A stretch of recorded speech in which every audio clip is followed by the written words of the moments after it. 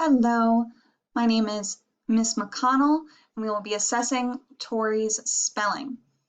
To do this assessment, I used the Elementary Spelling Inventory feature guide alongside a student writing sample. I started with making corrections to misspelled words directly onto her answer sheet for the spelling inventory. Torri misspelled 4 words out of 25, and I wrote the correct spelling onto her answer sheet, shown here on the left. This gives her a power score of 21, and according to the chart in Words Their Ways on page 32, a power score of 21 places her within the early derivational relations spelling stage. After this, I went through the itemized portion of the feature guide. To score this, I went across each row, placing a check next to the correct uses, a check for correct word spelling, and writing what the student used if it was incorrect. After this, I counted all correct uses in the row and recorded this in the total section. Her total feature score is 57 out of 62, meaning she used 57 of the assessed features correctly. Her total score was 78 out of 87. This scores the combination of features and words spelled correctly. Torri made her first error in the uncommon final syllable section, and the next one in the advanced suffix section. To tell which area we should begin instruction, you are looking for the section where they first make 2 or more mistakes. This shows that they are using but confusing that area of spelling.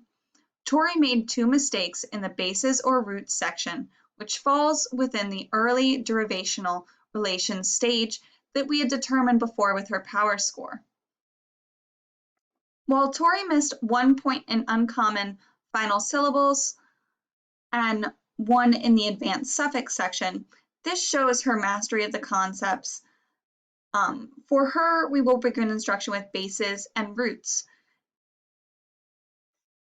In this section, you can see this was the word confident. She spelt confe with an E instead of confi with an I. She also misspelled civilize, which falls into that bases and roots section. She scored a 2 out of 5, showing this is where she would benefit from instruction most.